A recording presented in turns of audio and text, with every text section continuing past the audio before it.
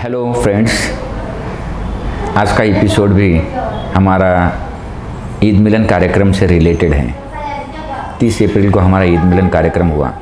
हम हर साल ईद मिलन कार्यक्रम करते हैं और इस ईद मिलन कार्यक्रम करने की वजह सिर्फ ये रहती है कि मैं ये देखना चाहता हूँ कि औरतों की ज़िंदगी बच्चा होने के पहले कैसे रहती है और बाद में कैसे रहती है। मैंने इनको ट्रीटमेंट के वक्त उनको दुखी हालत में देखा हुआ होता है और बच्चा होने के बाद उनकी हालत कैसी होती है और उनकी फीलिंग क्या होती है और उनकी ज़िंदगी में क्या तब्दीली आती है, ये देखने के लिए। और उसके साथ साथ कि ईद मिलन करने की वजह ये भी है कि ईद का मतलब होता है खुशी।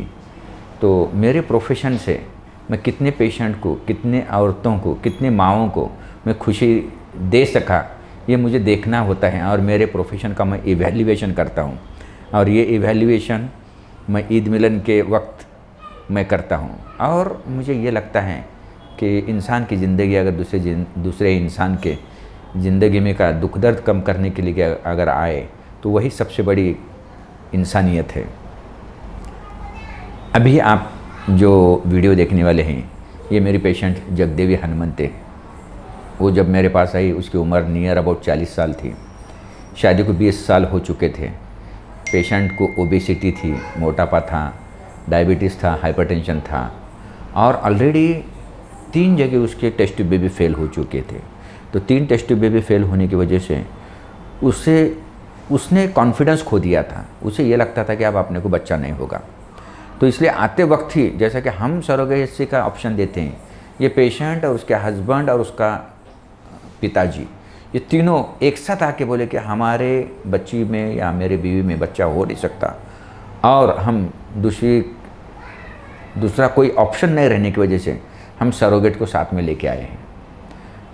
तो मैंने और रजिया ने उसका टेस्टिंग किए, उसके कुछ जांच किए और उसके बाद मुझे लगा कि इसे सरोगेसी की ज़रूरत नहीं और सरोगेसी के लिए भी एडिशनल खर्चा होता है। तो मैंने उनको कन्विंस करने की कोशिश की।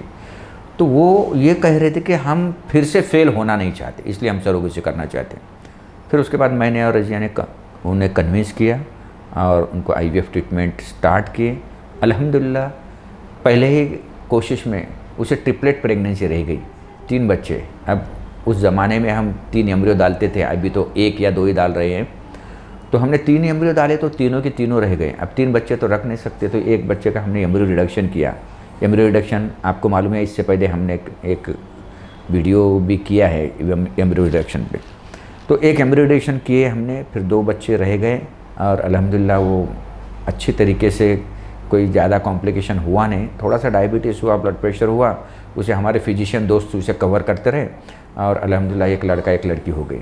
और उसके बाद उन्होंने हमें घर पे बुलाया, हमारा सत्कार किया। हमारा बहुत अच्छा, लोगों बड़े प्रोग्राम में हमारी तारीफ़ की। ऐसा ही होते गया। फिर उसके बाद जब कोरोना स्टार्ट हुआ, उस कोरोना में एक दिन मुझे फ़ोन आ गया कि सर मेरे हस्बैंड को कोविड हो चुका है। तो मैंने बोला तो उतना डरने की ज़रूरत नहीं है, कोविड की फर्स्ट लाट थी वो। और उसमें फिर मैंने उनको जो कुछ हेल्प करनी चाहिए थी गवर्नमेंट हॉस्पिटल में ये वो की है। उसके साथ साथ रोते रोते वो ये बोल रहे कि सर मैं प्रेग्नेंट भी हूँ। तो ये तो मुझे ऐसा लगा कि कभी खुशी कभी गम, जो पिक्चर होता है वैसा ही हो गया कि एक वो हस्बैंड को कोरोना हुआ इसके लिए परेशान थी और उसके साथ साथ ये थी कि मुझे प्रेगनेंसी रह गई है और मैं अभी इस प्रेगनेंसी का क्या करूं। तो मैंने बोला कि अल्हम्दुलिल्लाह ये अल्लाह की तरफ से गिफ्ट है और नॉर्मल प्रेगनेंसी हो रही है, कुछ खर्चा भी नहीं है। भले उससे कुछ ज़्यादा अपन जांच नहीं करेंगे, कुछ खर्चा नहीं करेंगे, लेकिन रहने दे, ये एक बच्चे को गिराएंगे नहीं। तो जहाँ 2 बच्चे हैं, अभी तक तो बच्चे थे ही नहीं और अभी नॉर्मल अगर रह गया तो ये खुशी की बात है। तो मैंने उसे समझा दिया कि अल्लाह ने एक गम दिया है तो उसके साथ साथ एक खुशी का मौका भी दिया है, थोड़ा सा धीरज रखो। फिर अल्हम्दुलिल्लाह उनका हस्बैंड भी अच्छा हो गया। वो प्रेगनेंसी विदाउट ट्रीटमेंट, जस्ट वहाँ पे उनके लोकल डॉक्टर से उन्हें बताते रहे और विदाउट IVF ट्रीटमेंट या कॉस्टली कुछ ट्रीटमेंट नहीं करते हुए वो बच्चा हो गया।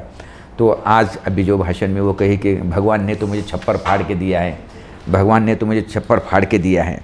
और अभी इस वीडियो में आप देखेंगे उसने मेरे पे एक नज़्म गाई है, एक कविता की है, और उस कविता में उसने मुझे माएचा सागर बोल तो मोहब्बत का दरिया ऐसा मुझे उसने प्रोनाउंस किया है। तो अल्हम्दुलिल्लाह ये उसके दिल की फीलिंग देख के ये मुझे लगता है कि अल्हम्दुलिल्लाह अल्लाह ने मुझे बहुत अच्छा प्रोफेशन दिया है, और मैं इंशाअल्लाह और आगे ऐसा ही हर लोगों के दुख दर्द कम करने के लिए मेरा ये प्रोफेशन अपने ईमानदारी से, डेडिकेशन से और पैशन से मैं शुरू रखूँगा।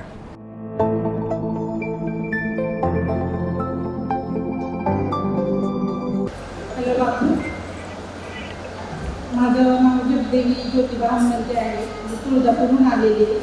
तशी मी लातूर माझं माहेर घरच आहे, कारण मी म्हणजे सर्व मान्यवरांकडून झालं लातूर माझं माहेर घर आहे. 400 शिबिर असताना 4 पटेल सरांची पण मी आभारी आहे, तरी तुम्ही उभी आहे. आणि सरांची मी सुरुवात करते. 20 वर्ष मला मुलं नव्हतं. 20 वर्ष आम्ही मुंबई, पुणे खूप ठिकाणी फिरलेलो आहे. आणि त्याच्यानंतर अपयश 3 टेस्ट फेल गेल्यानंतर आम्ही खूपच अपयश करतो. शेवटी सरांची गाठ घेतली, सरांचा आम्हाला ॲड्रेस भेटला. सर्व म्हणजे माझ्या माहेरचेच आहे, पण मला सरांचं म्हणजे माहिती नव्हतं. आम्ही खूपच वेळ वाया घालवला होता. त्याच्यानंतर माझ्या वडिलांचं, सरांच्या वडिलांचे खूप जुने संबंध होते. सरांनी हाती घेतलं, इतकं परेशान झालं की आयुष्य म्हणजे जगणं असं उरलंच नव्हतं. आपल्या ग्रामीण भागात तर किती त्रास असतो, म्हणजे त्या वाजपणाची लेखा त्याच्यावर एक मी सरांवर सुंदर तर नेहमी मला वाटतं मी सरांवर एक गीत पण सादर केलेलं आहे त्यावेळी.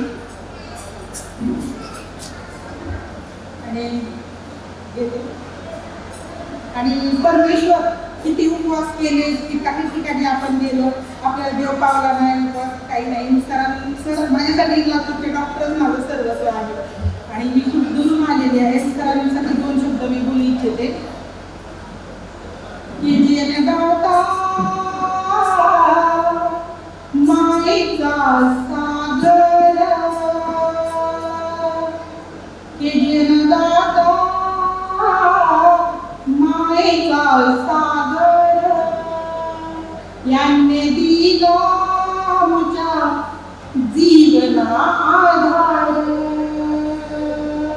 वांझ म्हणून हिनवत होते, वांझ म्हणून हिनवत होते, ह्या समाजात वावरत होते.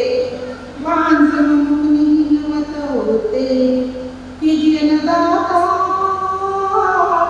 ज्ञानाचा सागर, यांनी दिला विचार जीवना आधार. जीवना आधार मायेचा सागर, जीवना आधार ज्ञानाचा सागर, की जनदाता मायेचा सागर, यांनी दिला जीवना आधार. वांझ म्हणून हिनवत होते, वांझ म्हणून हिनवत होते, या समाजात वावरत होते. वांझ म्हणून हिनवत होते, या समाजात वावरत होते. की जनदाता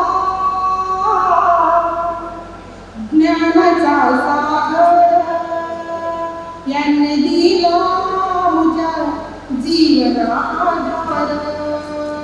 जीवना आधार, जीवना आधार मायेचा सागर, की जनदाता ज्ञानाचा सागर, यांनी दिला जीवना आधार.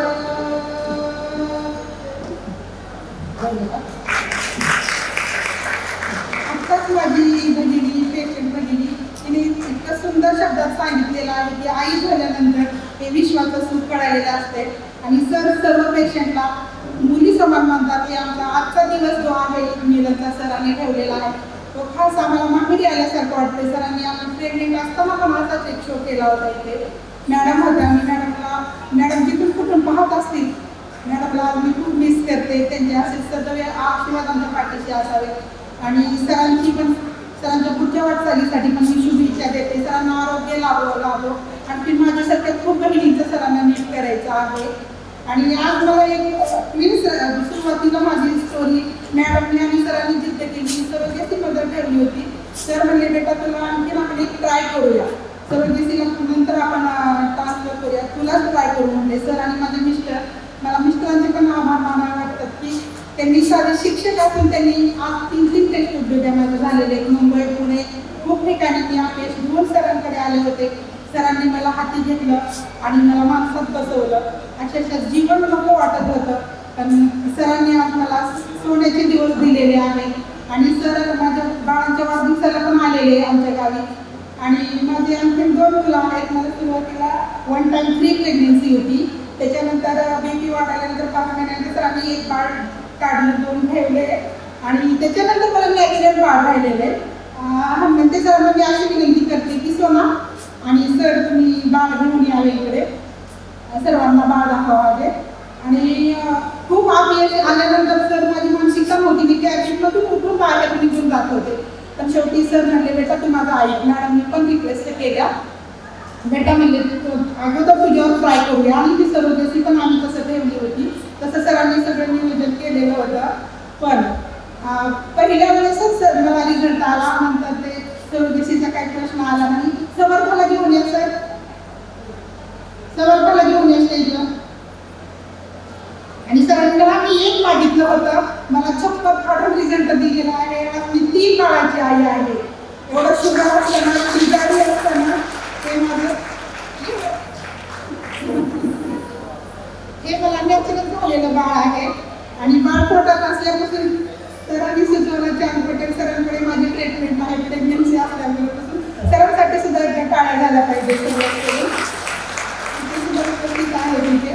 आणि मी नॅचरल बाळाची आई झाली. पुन्हा आपली सर म्हणतच होते ट्रीटमेंट स्टार्ट करताना तुला पुरं वाटेल, तू नको म्हणशील इतके बाळ होतील तुला. पण आज ते सुख मला पहिल्यांदा KGM हॉस्पिटलमध्ये मिळालं. आणि हॉस्पिटलसाठी मी त्यांची एकच आहे सरांची मॅडमची. आणि आम्ही सतत ह्या कार्यक्रमाला म्हणजे दिवाळीला करणार नाही माघारी, पण ह्या